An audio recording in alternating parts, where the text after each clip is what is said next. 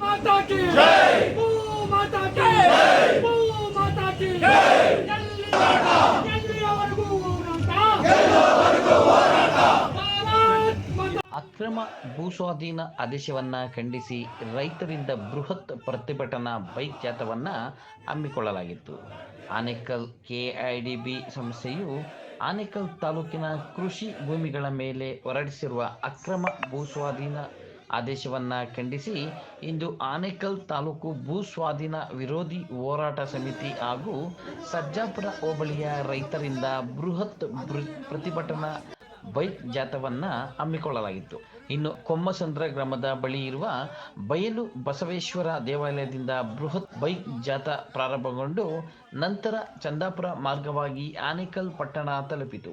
ನಂತರ ASP college ಆಟದ ಮೈದಾನದಿಂದ ತಹಶೀಲ್ದಾರ್ ಕಚೇರಿವರೆಗೆ ಸಾವಿರಾರು ರೈತರು ಪಾದಯಾತ್ರೆ ಮೂಲಕ ತಹಶೀಲ್ದಾರ್ ಕಚೇರಿಯನ್ನ ತಲುಪಿದರು. ಇನ್ನು ಪ್ರತಿಭಟನಾಕಾರರು ನಮ್ಮ ಭೂಮಿ ನಮ್ಮ ಹಕ್ಕು ಎಂದು ಘೋಷಣೆಗಳನ್ನು ಕೂಗುತ್ತಾ ಜೊತೆಗೆ ರಾಜ್ಯ ಸರ್ಕಾರ ಮತ್ತು ಅಧಿಕಾರಿಗಳ ವಿರುದ್ಧ ಧಿಕ್ಕಾರಗಳನ್ನು ಕೂಗಿ ತಮ್ಮ ಆಕ್ರೋಶವನ್ನು ವ್ಯಕ್ತಪಡಿಸಿದರು. ಇನ್ನು ಇದೇ ವೇಳೆ ರೈತರು ಮಾತನಾಡಿ, ಆನೇಕಲ್ ತಾಲೂಕಿನಲ್ಲಿ ಈಗಾಗಲೇ 4 ಕೈಗಾರಿಕಾ ಪ್ರದೇಶಗಳಿವೆ. ಜೊತೆಗೆ ಸೂರ್ಯ ಸಿಟಿ 3 ಹಂತಗಳಾಗಿದ್ದು ಇದಕ್ಕೆ ಬೇಕಾದ ಭೂಮಿಯನ್ನು ಸರ್ಕಾರ ಈಗಾಗಲೇ ರೈತರಿಂದ ಕಸಿದುಕೊಂಡಿದೆ. ಜೊತೆಗೆ ತಾಲೂಕಿನ ಪ್ರತಿನಿತ್ಯ ಟ್ರಾಫಿಕ್ ಸಮಸ್ಯೆ, ಹದಗೆಟ್ಟ ರಸ್ತೆಗಳು, ಪರಿಸರ ಮಾಲಿನ್ಯವಾಗುತ್ತಿದೆ. ಜೊತೆಗೆ ಜನಸಂಖ್ಯೆಯು ದಿನದಿಂದ ದಿನಕ್ಕೆ ಏರಿಕೆಯಾಗುತ್ತಿದ್ದು ಸಹ ಸರ್ಕಾರ ಆನೇಕಲ್ ತಾಲೂಕಿನಲ್ಲಿ ಕೈಗಾರಿಕೆಗಳ ಸ್ಥಾಪನೆ ಹೆಸರಿನಲ್ಲಿ ಮತ್ತಷ್ಟು ರೈತರ ಜಮೀನುಗಳನ್ನು ಕಸಿದುಕೊಳ್ಳುವ ಕೆಲಸ ಮಾಡಲು ಹೊರಟಿರುವುದು ಎಷ್ಟು ಸರಿ ಇದೆ ಎಂದರು. ಇನ್ನು ಈ ಆದೇಶಕ್ಕೆ ಅನ್ನ ನೀಡುವ ರೈತರನ್ನ ಒಕ್ಕಲೆಬ್ಬಿಸುವ ಕೆಲಸ ಮಾಡುತ್ತಿರುವ ರಾಜ್ಯ ಸರ್ಕಾರದ ಉದ್ದೇಶವಾದರೂ ಏನು? ರೈತರ ಹೆಸರಿನಲ್ಲಿ ಅಧಿಕಾರಕ್ಕೆ ಬಂದ ರಾಜ್ಯ ಸರ್ಕಾರಗಳು ರೈತರನ್ನೇ ಗುಲಾಮರನ್ನಾಗಿ ಮಾಡಲು ಹೊರಟಿದ್ದು, ನಾವು ಪ್ರಾಣ ಬಿಡುತ್ತೇವೆ ಹೊರತು ನಮ್ಮ ಜಮೀನನ್ನು ಕೆಐಡಿಬಿಗೆ ಸಂಸ್ಥೆಗೆ ಬಿಟ್ಟು ಕೊಡುವುದಿಲ್ಲ ಎಂದು ಸರ್ಕಾರಕ್ಕೆ ಎಚ್ಚರಿಕೆ ನೀಡಿದರು. ಇನ್ನು ಪ್ರತಿಭಟನಾ ಸ್ಥಳಕ್ಕೆ ವಿಶೇಷ ತಹಸೀಲ್ದಾರ್ ಕರಿಯಪ್ಪ ನಾಯ್ಕರವರು ಆಗಮಿಸಿ ಪ್ರತಿಭಟನಾಕಾರರ ಮನವಿ ಸ್ವೀಕರಿಸಿದರು. ಇನ್ನು ಕಾರ್ಯಕ್ರಮದಲ್ಲಿ ಆನೇಕಲ್ ತಾಲೂಕು ಭೂ ಸ್ವಾಧೀನ ವಿರೋಧಿ ಹೋರಾಟ ಸಮಿತಿಯ ಪದಾಧಿಕಾರಿಗಳು ಹಾಗೂ ಸರ್ಜಾಪುರ ಹೋಬಳಿಯ ರೈತರು ಭಾಗವಹಿಸಿದ್ದರು.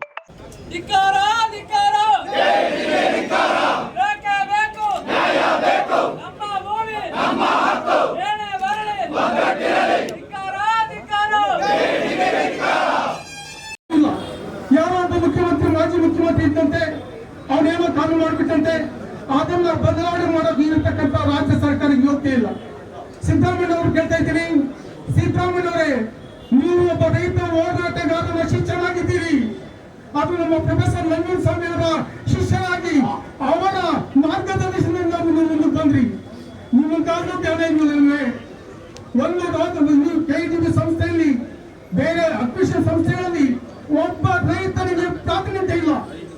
ಯಾರು ಹೇಳ್ತಾರೋ ಎಲ್ಲೋ ನಾವು ಗಾಜಿನ ಕೋಣೆಯಲ್ಲಿ ಕುತ್ಕೊಂಡು ರೇಟ್ ಫಿಕ್ಸ್ ಮಾಡಿದ್ರೆ ಅದೇ ರೇಟನ್ನು ನಾವು ತಗೋಬೇಕು. ರೈತನನ್ನ ಅತ್ಯಂತ ಕಡಿಮೆ ದರ್ಜೆಯಲ್ಲಿ ಹೋಗ್ತಾ ಇದ್ದಾರೆ. ಒಬ್ಬ ರೈತನಿಗೆ ಅವಕಾಶ ಕಲ್ಪಿಸ್ತಕ್ಕಂಥ ಕಾಯ್ದೆ ಮಾಡೋದು ಸರ್ಕಾರಗಳಿಗೆ. ಅಲ್ಲಿ ನಮ್ಗೇನಾದ್ರೂ ಅವಕಾಶ ಕೊಟ್ಟೆ ನಾವು ರೈತರ ಪರವಾಗಿ ಮಾತಾಡ್ತೇವೆ. ಇದುವರೆಗೂ ನಮ್ದು ಫೋರ್ಮಲ್ ಆಗಿದೆ. ಫೋರ್ಮಲ್ ನೋಟಿಸ್ ಬಂದಿಲ್ಲ. ಅವ್ರಿಗೆ ದಯವಿಟ್ಟು ಆಗಿದ್ದಾರೆ ಕೋರ್ಟಲ್ಲಿ. ಎಷ್ಟು ಸ್ಪೀಡಿದ್ದಾರೆ ಇವರು, ಎಂತ ದಡಲಬಾಜಿಗಳು. ರೈತರಿಗೆ ಸ್ಟೇ ಕೊಡ್ಬೇಕಾದ್ರೆ ನಮ್ಮ ಅಪ್ಪಣೆ ಕೊಟ್ಟು ಸ್ಟೇ ಕೊಡಿ ಅಂತ. ಅದು ಸ್ಟೇ ಅದು ವಿಷಯ ಚೆನ್ನಾಗಿ ಗೊತ್ತಿದೆ. ಬಂದ್ರೆ ಎಲ್ಲಾ ಸರ್ಕಾರಗಳು ನಮ್ಮ ವಿರೋಧಿಗಳೇ. ನಮ್ಮ ರೈತರಿಗೆ ಯಾವುದೇ ಹಕ್ಕಿಲ್ಲ, ಒಂದು ಬೆಲೆ ನಿಗದಿಪಡಿಸೋ ಹಕ್ಕಿಲ್ಲ, ನಮ್ಮ ಭೂಮಿ ಬಗ್ಗೆ ನಾವು ಕೇಳೋ ಹಕ್ಕಿಲ್ಲ. ಈ ವಿಷಯ ಎಲ್ಲ ಕಡೆ ಇದೆ. ಒಂದು ತರಕಾರಿ ಹೆಂಗ ಮಾರಾಟಕ್ಕೆ ಹೋದ್ರೆ ಮಾರಾಟ ಮಾಡೋದು ಹೋಗ್ತದಾರ, ಅದೇ ನಾವು ಕೊಳ್ಳೋಕೆ ತರಕಾರಿ ಅವನು ಒಂದು ಎಲ್ಲಿ ನಮಗೆ ಸ್ವಾತಂತ್ರ್ಯ.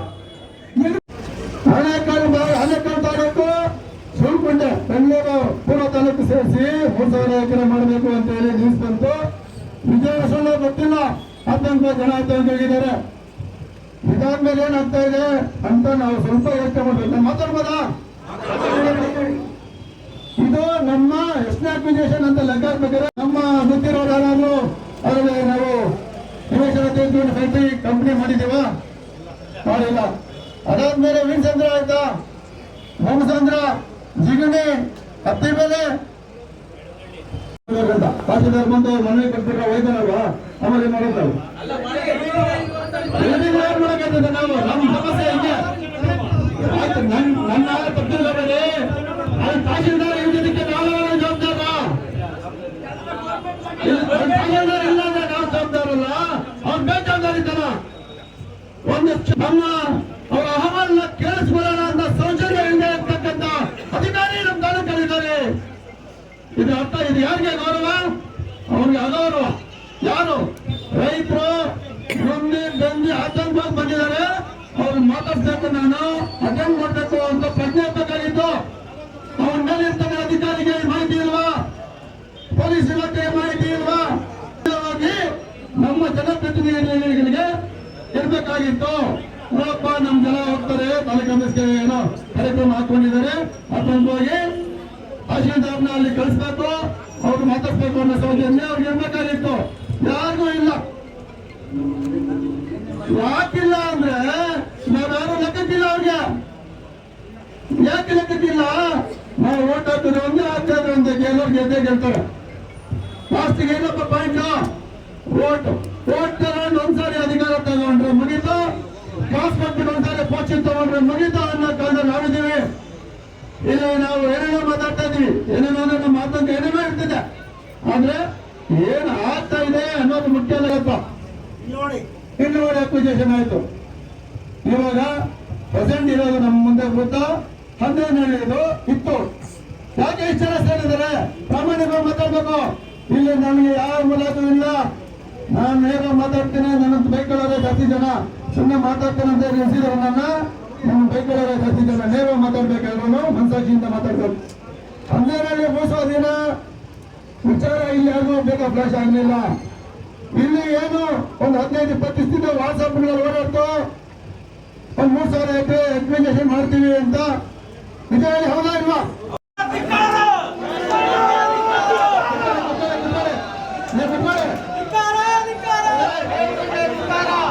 ಹಾಕೋಣ. ಈಗ ಒಬ್ಬ ಅಧಿಕಾರಿ ಬಂದು ನಿಂತಿದ್ದಾರೆ, ಕೇಳಿಸ್ಕೊಳ್ಳಿ ಮಾತು. ನಾವು ಇವತ್ತು ಆ ರೈತರ ಕಷ್ಟ ಸುಖಗಳನ್ನು ಅವ್ರ ಅಪ್ಲಿಕೇಶನ್ ಯಾವಾಗ ಆಯ್ತು, ಇವಾಗ ಯಾವ ಸಿಚುವೇಶನ್ ಅಲ್ಲಿ ಇದೆ, ಇದ್ರ ಬಗ್ಗೆ ತಿಳ್ಕೊಳ್ಳೋಕೆ ರೈತ ಬಂಧುಗಳೇ, ಮೂರೇ ಘೋಷಣೆ. ಭಾರತ್ ಮಾತಾ ಕಿ, ಭಾರತ್ ಮಾತಾ ಕಿ, ಭಾರತ್ ಮಾತಾ ಕಿ. ರೈತರ ಹೋರಾಟಕ್ಕೆ, ರೈತರ ಹೋರಾಟಕ್ಕೆ, ರೈತರ ಹೋರಾಟಕ್ಕೆ. ಆತ್ಮೀಯ ರೈತ ಬಂಧುಗಳೇ, ಇಷ್ಟೊತ್ತು ನಾನು ಸ್ಪೆಷಲ್ ತಹಸೀಲ್ದಾರ್ ನಮ್ಮ ನಾಯಕರ ಹತ್ರ ಮಾತಾಡ್ಕೊಂಡಿದ್ದೆ, ತಹಸೀಲ್ದಾರ್ಗೂ ಕನೆಕ್ಟ್ ಮಾಡಿದ್ದೆ. ನಿನ್ನೆನೂ ನಾನು ತಹಸೀಲ್ದಾರ್ ಹತ್ರ ಮಾತಾಡಿದ್ದೀನಿ. ಅವ್ರಿಗೆ ಹೇಳಿದ್ದೆ, ನಮ್ಮ ರೈತರ ಹೋರಾಟ ಬೈಲು ಬಸವಣ್ಣಗುಡಿಯಿಂದ ತಾಲೂಕು ಆಫೀಸ್ಗೆ 12ರಿಂದ 1 ಗಂಟೆ ಅಷ್ಟೊತ್ತಿಗೆ ತಲುಪ್ತೀವಿ ಸರ್, ದಯವಿಟ್ಟು ನೀವು ಆ ಟೈಮ್ ಗಿರಿ ಅಂತ. ಸರ್, ಸಾಧ್ಯ ಆದ್ರೆ ನಾನು ಖಂಡಿತ ಇರ್ತೀನಿ, ಹೈಕೋರ್ಟ್ ನಲ್ಲಿ ಕೇಸ್ ಇದೆ, ಅದನ್ನು ಮುಗಿಸ್ಕೊಂಡು ನಾನು ಆದಷ್ಟು ಪ್ರಯತ್ನ ಮಾಡ್ತೀನಿ ಅಂತ. ಈಗ ಅವ್ರ ಜೊತೆನಲ್ಲಿ ಹೋಗ್ಬಿಟ್ಟು ಮೇಲ್ಗಡೆ ಅದನ್ನೇ ಮಾತಾಡಿದ್ದು. ಹೇಗೆ ರೈತರಿಗೆ ವಂಚಿಸ್ತಾರೆ ಅನ್ನೋದಕ್ಕೆ ಅವ್ರ ಹತ್ರ ಮಾತಾಡಿದ ಸತ್ಯಾಂಶವನ್ನೇ ನಾನು ಹೇಳ್ತೀನಿ. ತಾಲೂಕಲ್ಲಿ ಯಾವುದೇ ಒಂದು ಲ್ಯಾಂಡ್ ಅನ್ನ, ಭೂಮಿಯನ್ನ ಸ್ವಾಧೀನ ಮಾಡ್ಕೋಬೇಕು ಅಂತಂದ್ರೆ ತಾಲೂಕಾ ಮ್ಯಾಜಿಸ್ಟ್ರೇಟ್ ಈ ತಾಲೂಕಿಗೆ ಸುಪ್ರೀಂ, ಅವರೇ ಸುಪ್ರೀಂ.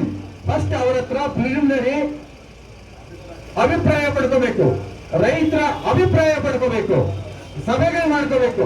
ನಾವ್ ಈ ತರ ಅಕ್ವಿಷನ್ ಮಾಡ್ಕೊಳ್ತಾ ಇದ್ದೀವಿ, ನಿಮ್ಗೆ ಏನಾಗ್ಬೋದು, ಅನಾನುಕೂಲ ಏನು, ಅನುಕೂಲ ಏನು ಅನ್ನೋದ್ರ ಬಗ್ಗೆ ಚರ್ಚೆ ಮಾಡ್ಬೇಕು. ಮತ್ತೆ ಅಕ್ವಿಷನ್ ಮಾಡ್ಕೋಬೇಕಾದ್ರೆ 80% ರೈತರು ಒಪ್ಪಿಗೆ ಪಡ್ಕೋಬೇಕು. ಯಾವುದೂ ಇಲ್ಲ ಇಲ್ಲಿ, ಯಾವುದೂ ಇಲ್ಲ. ಅಂದ್ರೆ ರೈತರಿಗೆ ಗಮನರು ಇವ್ರಿಗೇನು ಗೊತ್ತಾಗೋದಿಲ್ಲ. ಸರ್ಕಾರಗಳು ನಡೀತಾ ಇದಾವೆ ಅಂತಂದ್ರೆ ಯಾರಿಗೆ ನಾಚಿಕೆ ಆಗ್ಬೇಕು? ನಮಗ ಅವ್ರಿಗ? ನಮಗೆ ನಾಚಿಕೆ ಆಗ್ಬೇಕು. ಯಾಕೆ ಅಂತಂದ್ರೆ ಇನ್ನೂ ತಿಳುವಳಿಕೆ ನಾವು ತಿಳ್ಕೊಳ್ಳೋಕ್ಕಾಗ್ಲಿಲ್ಲ. ಹೋರಾಟಗಳಲ್ಲಿ ಭಾಗವಹಿಸ್ತೀವಿ, ಮನೆಗೆ ಹೋಗ್ತೀವಿ, ಅಯ್ಯೋ ಏನೋ ಒಂದಾಗ್ತದೆ ಬಿಡು ಅಂತ ಹೇಳ್ತೀವಿ. ನಾನು ಇಷ್ಟೊತ್ತು ತಹಸೀಲ್ದಾರ್ ಹತ್ರ ಅದನ್ನೇ ಮಾತಾಡಿದ್ದು. ಸರ್, ನೀವ್ ಏನಿದೆಯೋ ಅದನ್ನ ಸತ್ಯಾಂಶ ಕೊಡಿ, ನಾವು ಹೈಕೋರ್ಟ್ಗೆ ಹಾಕ್ತಿವಿ. ನೀವು ಪ್ರೊಸೀಜರ್ ಮಾಡ್ಲಿಲ್ಲ, ನಿಮ್ಗೊಂಥರ ಕಾನೂನು ನಮ್ಗೊಂಥರ ಕಾನೂನಾ? ಇದು ಅನ್ಯಾಯ ಅಲ್ವಾ? ನೀವು ಮಾಡೋದಾದ್ರೆ, ಅನ್ಯಾಯ ಮಾಡೋದಾದ್ರೆ ಸಹಿಸ್ಕೋಬೇಕು. ನಾವೇನಾದ್ರೂ ಅನ್ಯಾಯ ಮಾಡಿದ್ರೆ ಅಷ್ಟೊತ್ತಿಗೆ ನೀವು ಲಾಠಿ ಚಾರ್ಜ್ ಮಾಡ್ತೀರಿ. ತಹಸೀಲ್ದಾರ್ ಸಾಹೇಬ್ರಿಗೂ ಹೇಳಿದೆ, ಸ್ಪೆಷಲ್ ತಹಸೀಲ್ದಾರ್ ಹೇಳಿದ್ರೆ, ಚಂದ್ರು ಇನ್ನೊಬ್ರು ಇಲ್ಲಿದ್ದಾರೆ, ಅವ್ರಿಗೆ ಹೇಳಿದೆ, ನೀವೇನಾದ್ರೂ ಊಟ ಮಾಡೋದಾದ್ರೆ, ಅನ್ನ ತಿನ್ನೋದಾದ್ರೆ ರೈತರ ಪರವಾಗಿ ನಿಲ್ಲಿ, ನಿಮ್ ಪರವಾಗಿ ನಾವು ನಿಲ್ತೀವಿ. ನಿಮ್ಗೇನಾದ್ರೂ ಅನಾಹುತ ಆದ್ರೆ, ಟ್ರಾನ್ಸ್ಫರ್ ಮಾಡಿದ್ರೆ ನಾನು ಕೋರ್ಟ್ ಕೇಸ್ ಹಾಕ್ತೀನಿ ಅಡ್ವೊಕೇಟ್ ಆಗಿ ಅಂತಾನು ಅವ್ರಿಗೆ ಹೇಳಿದೀನಿ, ತಹಸೀಲ್ದಾರ್ಗೂ ಹೇಳಿದೀನಿ. ನಾಳೆ ಬನ್ನಿ ಮಾತಾಡೋಣ. ನಮ್ಮನ್ನು ಯಾರು ಏನು ಕೇಳಲಿಲ್ಲ, ನೋಟಿಫಿಕೇಶನ್ ಮಾಡ್ತಾ ಇದ್ದಾರೆ ಅಂತ ಅವ್ರಿಗೆ ಹೇಳಿದ್ರು. ನನಗೆ ಅದೇ ಬೇಕಾಗಿರೋದು. ಅದನ್ನ ಕೊಟ್ಟರೆ ನಾನು ಕೋರ್ಟ್ಗೆ ಹೋಗ್ತೀನಿ. ಈ ತರ ತಾಲೂಕಾ ಮ್ಯಾಜಿಸ್ಟ್ರೇಟ್ ನ ಏನು ಕೇಳಲಿಲ್ಲ ನೀವೇನ್ ಮಾಡ್ತೀರಿ? ಅವ್ರ ರಿಪೋರ್ಟ್ ಕೇಳಿ.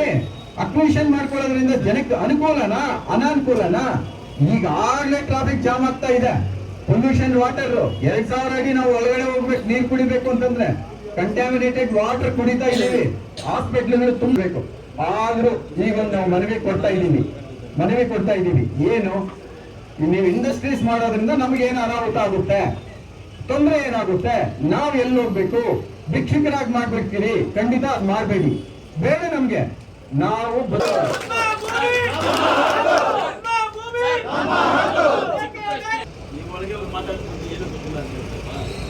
ಇದರಲ್ಲಿ ಏನು ಆರ್ಡರ್ ಕಾಪಿನಲ್ಲಿ ಏನು ಬಂದಿದೆ, ಬೆಳೆ ಬೆಳೆಯಲು ಯೋಗ್ಯವಲ್ಲದ ಪ್ರದೇಶ.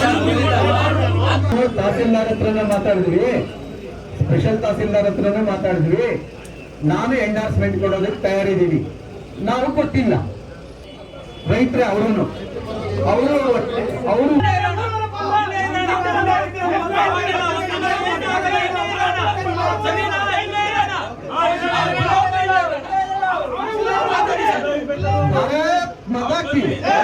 ಒಂದ್ ನಿಮಿಷ, ನನ್ನ ಜೊತೆನಲ್ಲೇ ಹೋರಾಟ ಮಾಡ್ತಾ ಇರೋರು ಇಲ್ಲೇ ಇರ್ಬೋದೆಲ್ಲ.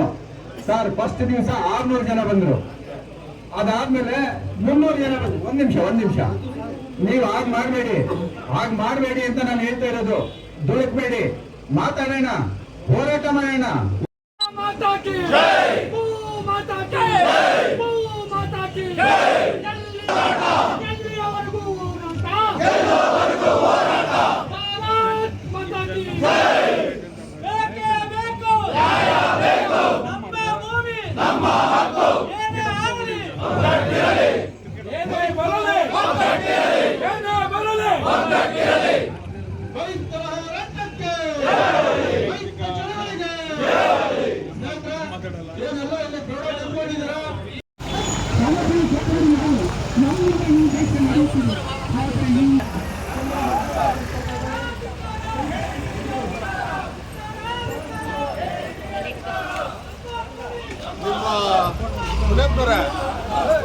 ಮೀಡಿಯಾದವರೆಲ್ಲ ಸ್ವಲ್ಪ ಪೇಜಿಗೆ ಹಾಕಿದ್ರೆ ಬೇರೆದೆಲ್ಲ ಪೇಜಿಗೆ ಬರೀತೀರ, ಬರೀಬೇಕು ನೀವು. ಎಲ್ಲಿ ಪೇಜಿಗೆ ರೈತರಿಗೆ ಹಾಳಾಗ್ತಾ ಇದ್ದಾರೆ. ಡಿಸೈಡ್ ಮಾಡ್ಕೊಂಡು ಪರಿಸ್ಥಿತಿ ಬಂದಿದೆ. ಒಂದೇ ಗುಂಟೆಯಲ್ಲಿ ಆಫೀಸ್ಗಳೆಲ್ಲ ಆಗ್ತಿದೆಯಲ್ಲ ಫುಲ್ಲು.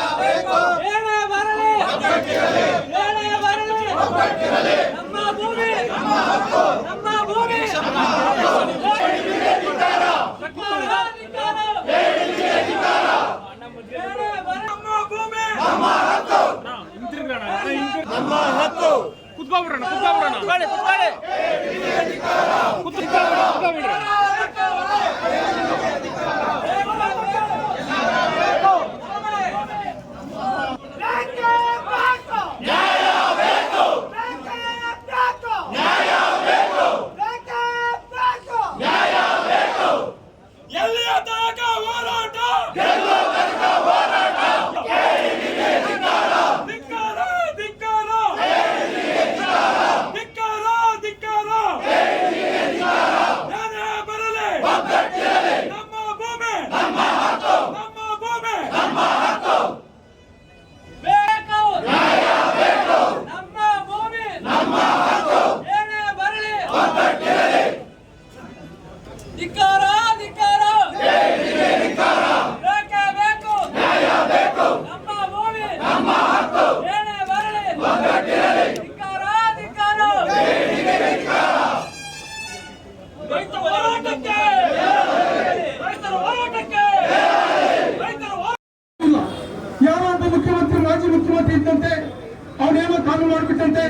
ಅದನ್ನ ಬದಲಾವಣೆ ಮಾಡೋಕೆ ಇರತಕ್ಕಂತ ರಾಜ್ಯ ಸರ್ಕಾರಕ್ಕೆ ಯೋಗ್ಯತೆ ಇಲ್ಲ.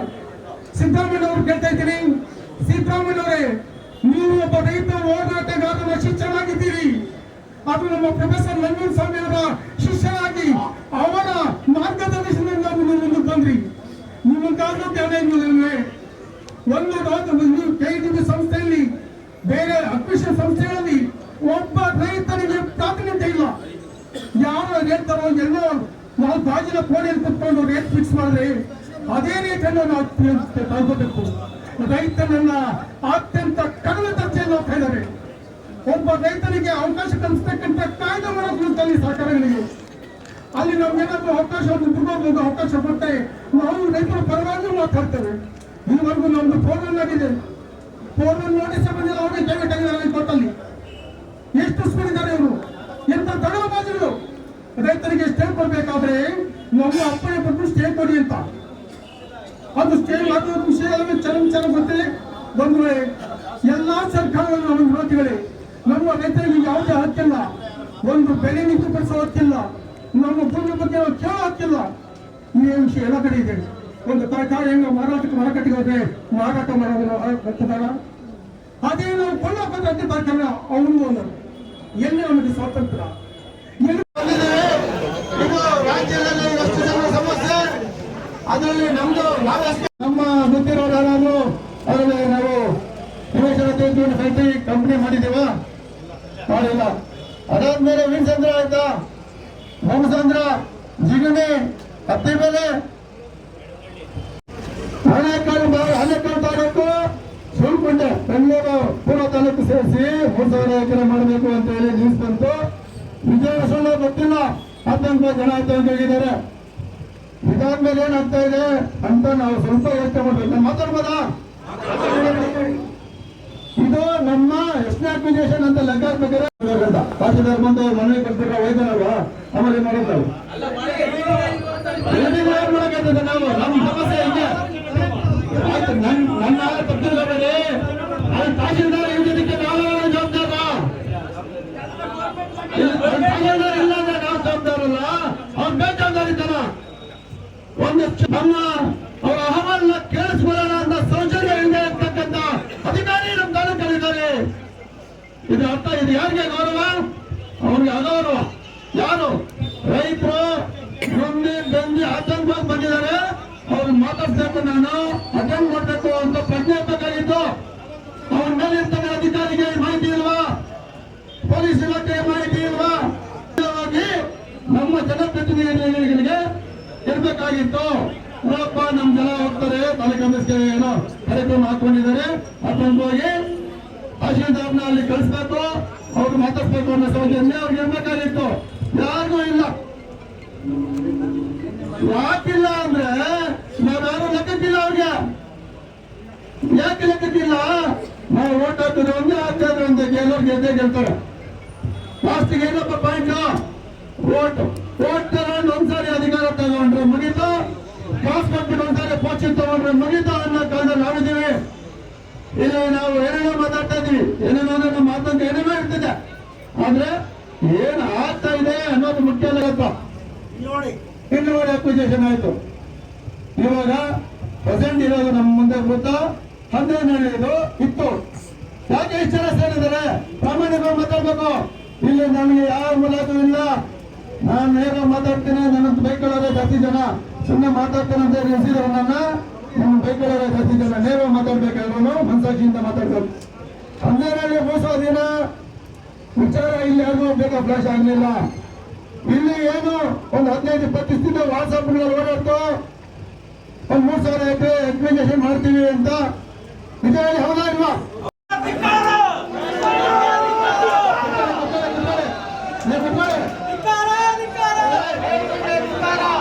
ಹಾಕೋಣ. ಈಗ ಒಬ್ಬ ಅಧಿಕಾರಿ ಬಂದು ನಿಂತಿದ್ದಾರೆ, ಕೇಳಿಸ್ಕೊಳ್ಳಿ ಮಾತು. ನಾವು ಇವತ್ತು ಆ ರೈತರ ಕಷ್ಟ ಸುಖ ಏನು, ಅವ್ರ ಅಕ್ವಿಜೇಷನ್ ಯಾವಾಗ ಆಯ್ತು, ಇವಾಗ ಯಾವ ಸಿಚುವೇಶನ್ ಅಲ್ಲಿ ಇದೆ, ಇದ್ರ ಬಗ್ಗೆ ತಿಳ್ಕೊಳ್ಳೋಕೆ ರೈತ ಬಂಧುಗಳೇ, ಮೂರೇ ಘೋಷಣೆ. ಭಾರತ್ ಮಾತಾ ಕಿ, ಭಾರತ್ ಮಾತಾ ಕಿ, ಭಾರತ್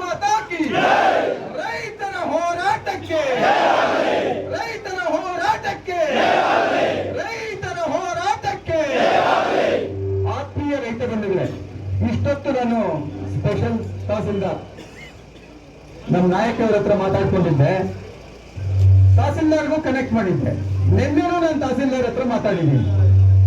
ಅವ್ರಿಗೆ ಹೇಳಿದ್ದೆ, ನಮ್ಮ ರೈತರ ಹೋರಾಟ ಬೈಲು ಬಸವನಗುಡಿಯಿಂದ ತಾಲೂಕು ಆಫೀಸ್ಗೆ 12ರಿಂದ 1 ಗಂಟೆ ಅಷ್ಟೊತ್ತಿಗೆ ತಲುಪ್ತೀವಿ ಸರ್, ದಯವಿಟ್ಟು ನೀವು ಆ ಟೈಮ್ ಗಿರಿ ಅಂತ.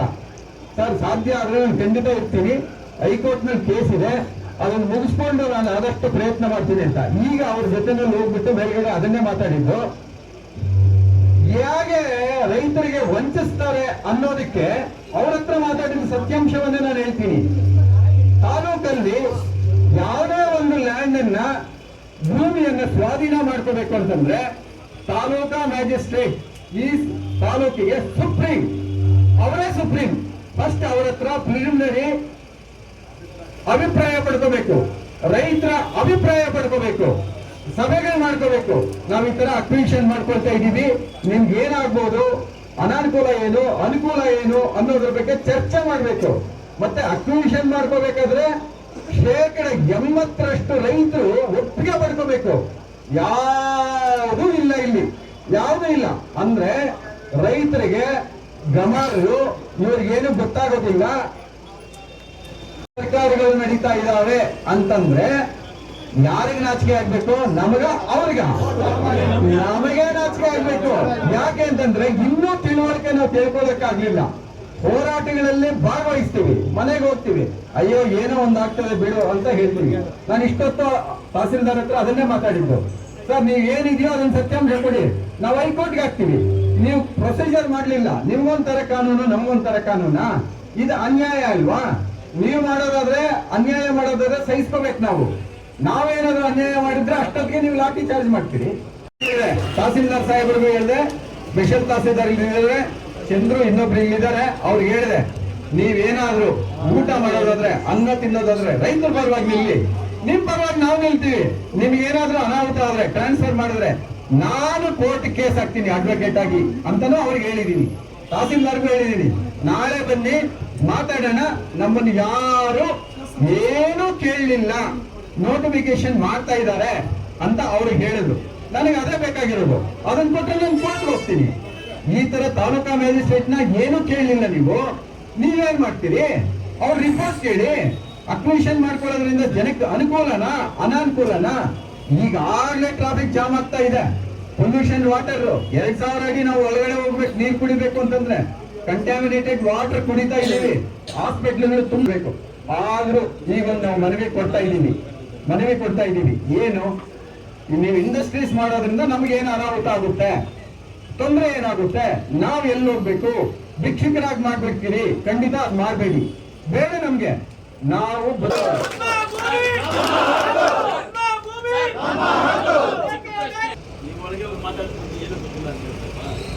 ಇದರಲ್ಲಿ ಏನು ಆರ್ಡರ್ ಕಾಪಿನಲ್ಲಿ ಏನ್ ಬಂದಿದೆ, ಬೆಳೆ ಬೆಳೆಯಲು ಯೋಗ್ಯವಲ್ಲದ ಪ್ರದೇಶ. ತಹಸೀಲ್ದಾರ್ ಹತ್ರನೇ ಮಾತಾಡಿದ್ವಿ, ಸ್ಪೆಷಲ್ ತಹಸೀಲ್ದಾರ್ ಹತ್ರನೇ ಮಾತಾಡಿದ್ವಿ. ನಾನು ಎಂಡಾರ್ಸ್ಮೆಂಟ್ ಕೊಡೋದಕ್ಕೆ ತಯಾರಿದ್ದೀವಿ. ನಾವು ಕೊಟ್ಟಿಲ್ಲ, ರೈತರೇ ಅವರು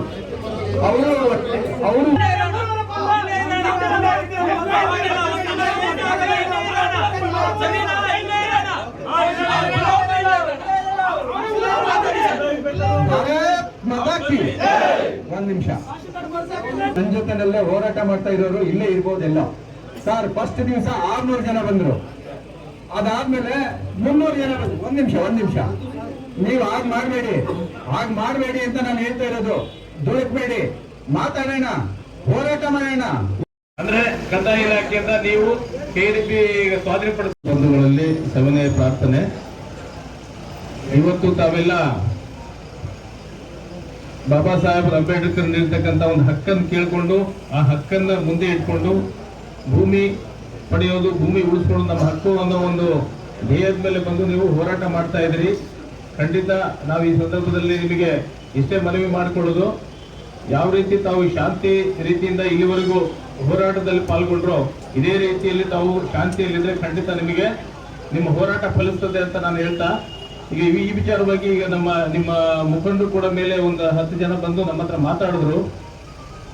ಏನು ಈಗ KDP ಅವರು ಈಗ ತಮ್ಮ ಭೂಮಿಗಳನ್ನ ಸ್ವಾಧೀನಪಡಿಸ್ಕೋಬೇಕು, ಲ್ಯಾಂಡ್ ಅಕ್ವಿಸಿಷನ್ ಮಾಡ್ಕೋಬೇಕು ಅಂತ ಏನು ಪ್ರಕ್ರಿಯೆ ನಡೀತಾ ಇದೆ, ಆ ಪ್ರಕ್ರಿಯೆಗೆ ಸಂಬಂಧಪಟ್ಟಂಗೆ ನಮ್ಮ ಇಲಾಖೆಯಿಂದ ಅಂದ್ರೆ ಕಂದಾಯ ಇಲಾಖೆಯಿಂದ ನಾವೇನಾದ್ರೂ ಅವರಿಗೆ ವರದಿ ಕೊಟ್ಟಿದ್ದೀವ ಅನ್ನೋ ಒಂದು ಪ್ರಶ್ನೆ ನಿಮ್ಮಲ್ಲಿ ಕಾಡ್ತಾ ಇದೆ. ಅಂದ್ರೆ ಅದು ಭೂಮಿ ಯೋಗ್ಯತೆ ಇಲ್ಲ ಅಥವಾ ಅದು ಬಂಜರ್ ಭೂಮಿ ಅನ್ನೋದು ನಾವು ಕೊಟ್ಟಿದ್ದೀವಿ ಅಂತ ತಮಗೆ ಹೇಳ್ತಾ ಇದ್ದೀರಾ. ನಾವು ಅದಕ್ಕೆ ಅವ್ರಿಗೆ ಹೇಳಿದ್ವಿ ಇಷ್ಟೇ, ನಿಮಗೆ ಅಲ್ಲಲ್ಲ ನಾನು ಹೇಳುದು ಕೇಳಿದೀವಿ ಏನೇನ್ ಬೇಕು ನಿಮಗೆ ಅದು ಕೇಳಿದ್ರೆ ನಾವು ರೈಟಿಂಗ್ ಅಲ್ಲಿ ನಿಮಗೆ ಕೊಡ್ತೀವಿ. ಆ ನಿಮ್ಮ ಹೋರಾಟನ ಮುಂದುವರಿಸಬಹುದು ಅಂತ ನಾನು ಹೇಳ್ತಾ, ಈ ಸಂದರ್ಭದಲ್ಲಿ ದಯವಿಟ್ಟು ತುಂಬಾ ಜನ ಇವತ್ತು ಸೇರ್ಕೊಂಡಿದ್ದೀರಾ. ತಹಶೀಲ್ದಾರ್ ಯಾಕೆ ಬಂದಿಲ್ಲ ಅಂತ ಕೇಳ್ತೀನಿ. ನೀವು ಸಂಜೆ ಅವರಿಗೆ ಮಾತಾಡಿದ್ರೆ, ಸಂಜೆ 5 ಗಂಟೆಗೆ ತಾವು ಮಾತಾಡಿದ್ರಿ. ನಮಗೆ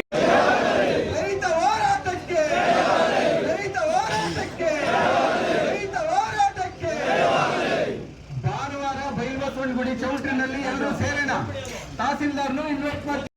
ಇನ್ನೂ ಹೋರಾಟಗಾರರಿದ್ದಾರೆ ಬೇರೆ ಬೇರೆ ಸಂಘಟನೆಗಳು, ಅವರೆಲ್ಲರೂ ಬರ್ತಾರೆ. AC, DC ಯಾರನ್ನ ಕರೆಸ್ಬೇಕು ಅದನ್ನೆಲ್ಲ ಯಾವುದೇ ವೈಜ್ಞಾನಿಕ ಚಿಂತನೆ ಇಲ್ಲದೆ ಎಲ್ಲಿ ಹಸಿರಾಗಿ ಅಳದುಳಿದ ಕೃಷಿ ಜಮೀನು ಕಾಣಿಸುತ್ತೋ ಅಲ್ಲಿ ಭೂಸ್ವಾಧೀನ ಮಾಡುವುದನ್ನು ಯಾವುದೇ ಕಾರಣಕ್ಕೂ ಒಪ್ಪುವುದಿಲ್ಲ. ಮತ್ತು ಸರ್ಜಾಪುರ ಸುತ್ತಮುತ್ತಲಿನ ಗ್ರಾಮಗಳ ರೈತರ ಜಮೀನುಗಳನ್ನು ಭೂಸ್ವಾಧೀನಪಡಿಸಿಕೊಳ್ಳುತ್ತಿದ್ದು ಆನೇಕಲ್ ತಾಲೂಕು ಮುಂದೊಂದು ದಿನ ತನ್ನ ಅಸ್ತಿತ್ವವನ್ನೇ ಕಳೆದುಕೊಳ್ಳುತ್ತದೆ ಹಾಗೂ ರೋಗಗ್ರಸ್ತ ತಾಲೂಕಾಗಿ ಮಾರ್ಪಾಡು ಆಗೋದರಲ್ಲಿ ಯಾವುದೇ ಸಂಶಯವಿಲ್ಲ. ಇಲ್ಲಿ ಮತ್ತೊಂದು ಕೈಗಾರಿಕಾ ಹಬ್ ಮಾಡಿದರೆ ಆಗ ವಿಪರೀತ ಜನಸಂಖ್ಯೆಯಿಂದ ನೀರಿನ ಸಮಸ್ಯೆ ಉಂಟಾಗುತ್ತದೆ. ಆನೇಕಲ್ನಲ್ಲಿ ಯಾವುದೇ ರೀತಿಯ ನದಿಗಳು ಹರಿಯುವುದಿಲ್ಲ. ಸದ್ಯಕ್ಕೆ ಬೋರ್ವೆಲ್ ಕೊರೆದ ಅಂತರ್ಜಲ ಬಳಕೆ ಆಗುತ್ತಿದೆ. ಜನಸಂಖ್ಯೆ ಹೆಚ್ಚಾದಂತೆಲ್ಲ ನೀರಿನ ಅಭಾವ ಆಗುವುದಂತೂ ಗ್ಯಾರಂಟಿ. ನಮ್ಮ ಜೀವನದಲ್ಲಿ ಬೇಕಾಗಿರುವ ಶುದ್ಧ ನೀರು, ಗಾಳಿ, ಬೆಳಕು ಸಂವಿಧಾನದಲ್ಲಿ ಬರುವ ಮೂಲಭೂತ ಹಕ್ಕು ಹಾಗೂ ಇಲ್ಲಿನ ರೈತಾಪಿ ವರ್ಗ ತಲುಪಿಸುವಲ್ಲಿ ಪ್ರಮುಖ ಪಾತ್ರ ವಹಿಸುತ್ತಾರೆ. ಮತ್ತು ಅನೇಕ ಜನರಿಗೆ ತಮ್ಮ ಕೃಷಿ ಭೂಮಿಯಲ್ಲಿ ಈಗಾಗಲೇ ಉದ್ಯೋಗವನ್ನು ಸಹ ನೀಡಿರುತ್ತಾರೆ. ಹೀಗಿರುವಾಗ ತಾವುಗಳು ಈ ರೈತರ ಜಮೀನುಗಳು ಭೂಸ್ವಾಧೀನಪಡಿಸಿಕೊಳ್ಳುವುದರಲ್ಲಿ ಅನೇಕ ಕುಟುಂಬಗಳು ಬೀದಿ ಪಾಲಾಗುವುದರಲ್ಲಿ ಯಾವುದೇ ರೀತಿಯ ಸಂಶಯವಿಲ್ಲ. ಆದರೆ ಈ ಮೇಲಿನ ಎಲ್ಲಾ ಅಂಶಗಳು ಕೂಲಂಕಷವಾಗಿ ಪರಿಶೀಲಿಸಿ ತಾವು ಈ ಕೂಡಲೇ ಮೇಲ್ಕಂಡ ಗ್ರಾಮಗಳ ಭೂಸ್ವಾಧೀನ ಪ್ರಕ್ರಿಯೆಯನ್ನು ಪಡೆಯಬೇಕಾಗಿ ತಮ್ಮಲ್ಲಿ ವಿನಂತಿ. ನಿಮ್ಮ ರೈತರ ವಿಷಯ ಆನೇಕಲ್ ತಾಲೂಕು ಸರ್ಜಾಪುರ ಹೋಬಳಿ ಸೇರಿದ ಗ್ರಾಮಗಳಾದ ಹಾರವಳ್ಳಿ, ಚುಟ್ಸಂದ್ರ, ಕೊಂಸಂದ್ರ, ಕಂಸಂದ್ರ, ಚಿಕ್ಕತಿಮ್ಮಸಂದ್ರ, ಗೋಪಸಂದ್ರ, ಕಾಡು, ಅಗ್ರಹಾರ, ಯಮರೆ, ಸಮನಹಳ್ಳಿ, ಸೊಳ್ಳೆಪುರ, ಮುತ್ತನಲ್ಲೂರು, ಅಮಾನಿಕೆರೆ, ಬಿತ್ತಿನಹಳ್ಳಿ, ಹಂದೇನಹಳ್ಳಿ, ಬಿ ಹೊಸಹಳ್ಳಿ, ಅಡಿಗರಕಲ್ಲಹಳ್ಳಿ ಮತ್ತು ಎಸ್ಮೇಡಹಳ್ಳಿ ಗ್ರಾಮಗಳಲ್ಲಿ ಹೋಗಿ ಅಂತ ತಮ್ಮ ಮನವಿ ಇದೆ. ಮೇಲ್ಕಂಡ ವಿಷಯಕ್ಕೆ ಸಂಬಂಧಿಸಿದಂತೆ ನಮ್ಮ ರಾಜ್ಯದಲ್ಲಿ ರಾಗಿಯ ಕಣಜ ಎಂದು ಹೆಸರುವಾಸಿಯಾಗಿದ್ದ ಆನೇಕಲ್ ತಾಲೂಕು ಈ ಹಿಂದೆ ಕಾಡು, ಹುಲ್ಲುಗಾವಲು, ವಿಶಾಲವಾದ ರಾಗಿಯ ಜಮೀನುಗಳು ಹಾಗೂ ಕೆರೆಗಳಿಂದ ಸಮೃದ್ಧವಾಗಿದ್ದು, ಆನೇಕಲ್ ತಾಲೂಕು ಬೆಂಗಳೂರಿಗೆ 20 ಕಿಲೋಮೀಟರ್ ದೂರದಲ್ಲಿದ್ದು ಬೆಂಗಳೂರು ನಗರ ಜಿಲ್ಲೆಗೆ ಸೇರಿದರೂ ಸಹ ತನ್ನದೇ ಆದ ಗ್ರಾಮೀಣ ಸೊಗಡಿನಿಂದ ಕೂಡಿತ್ತು. ಆದರೆ 90ರ ದಶಕದಿಂದ ಶುರುವಾದ ಕೈಗಾರಿಕಾ ಕ್ರಾಂತಿಯಿಂದ ನಮ್ಮ ತಾಲೂಕು ನಲುಗಿದೆ. ಈಗಾಗಲೇ ಬೊಮ್ಮಸಂದ್ರ ಕೈಗಾರಿಕಾ ಪ್ರದೇಶ, ವೀರಸಂದ್ರ ಕೈಗಾರಿಕಾ ಪ್ರದೇಶ, ಜಿಗಣಿ ಕೈಗಾರಿಕಾ ಪ್ರದೇಶ, ಅತ್ತಿಬೆಲೆ ಕೈಗಾರಿಕಾ ಪ್ರದೇಶ ಎಂದು 4 ಕೈಗಾರಿಕಾ ವಲಯಗಳು ಸ್ಥಾಪನೆಯಾಗಿ ರೈತರ ಫಲವತ್ತಾದ ಜಮೀನುಗಳು ಕೈಗಾರಿಕಾ ಆವೃತ್ತಿಯಾಗಿ ಇಂದು ಕುಸಿತ ಗಾಳಿ, ಕುಸಿತ ನೀರಿನಿಂದ ಅನೇಕ ರೋಗಗಳು ತವರಾಗಿದೆ. ಸಮೃದ್ಧವಾದ ನೀರಿನಿಂದ ತುಂಬಿ ತುಳುಕುತ್ತಿದ್ದ ಹೆನ್ನಾಗರ ಕೆರೆ, ಮುತ್ತನಲ್ಲೂರು, ಅಮಾನಿಕೆರೆ, ಬಿದರಗುಪ್ಪೆ ಕೆರೆ ಇಂದು ಕೈಗಾರಿಕಾ ಬೀಳುವ ತ್ಯಾಜ್ಯದಿಂದ ಕುಸಿತಗೊಂಡಿವೆ. ಇಷ್ಟೆಲ್ಲ ಆದ ನಂತರ ವಸತಿ ಪ್ರದೇಶಕ್ಕಾಗಿ ಸೂರ್ಯ ಸಿಟಿ ಹೆಸರಿನಲ್ಲಿ 4 ಹಂತಗಳಿಗೆ ಭೂಸ್ವಾಧೀನಪಡಿಸಿಕೊಂಡಿದ್ದು ಸುಮಾರು ಹಳ್ಳಿಗಳ ರೈತರು ತಮ್ಮ ಜಮೀನುಗಳನ್ನು ಈಗಾಗಲೇ ಕಳೆದುಕೊಂಡಿದ್ದಾರೆ. ಅಧಿಕಾರಿಗಳು ಈಗಾಗಲೇ ಕೈಗಾರಿಕೆಗಳು, ಬಡಾವಣೆ, ಟ್ರಾಫಿಕ್ ಸಮಸ್ಯೆ ಮತ್ತು ವಿಪರೀತ ಜನಸಂಖ್ಯೆಯಿಂದ ಬಳಲುತ್ತಿರುವ ಆನೇಕಲ್ ತಾಲೂಕಿನಲ್ಲಿ